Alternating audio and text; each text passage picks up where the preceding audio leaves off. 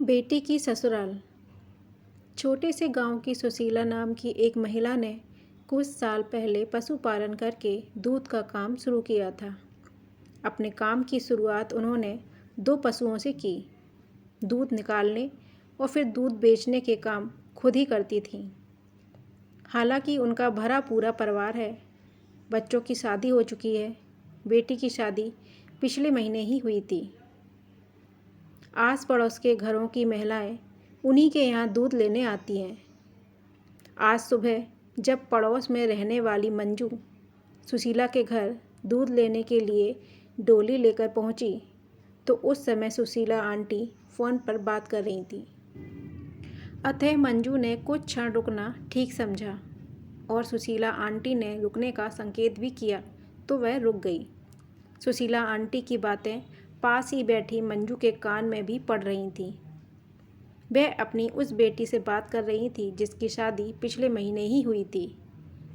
वह कह रही थी, देखो बेटी, मायके की याद आती है, ठीक है, लेकिन वह घर अब तुम्हारा है।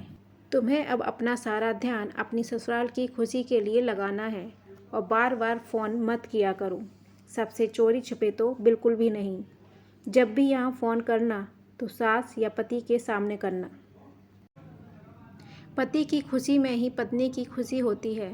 तुम अपने फ़ोन पर मेरे फ़ोन का इंतज़ार कभी मत करना।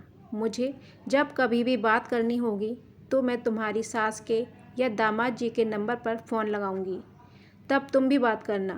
बेटी, तुम्हारी शादी हो चुकी है, अब ससुराल में हो। छोटी छोटी बातों पर तुनकना छोड़ दो, जिम्मेदार बनो, सहन शक्ति रखो।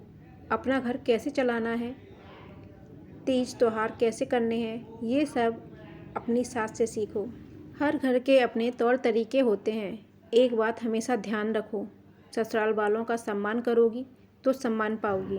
मायके की लाज रखना। सुशीला की यह सारी बात सुन रही मंजू ने प्रशंसा के भाव में कहा, बेटी को बहुत सुंदर समझाया आपने। सुशीला बोली, बहन, माँ को बेटी के परिवार में अनावश्यक दखल नहीं देनी चाहिए। उन्हें अपने घर की बातों को भी बिना मतलब इधर उधर नहीं करना चाहिए। उस घर में कोई समस्या हो तो समस्या का हल खुद ढूंढो। मंजू उस देवी का मुंह देखती रह गई।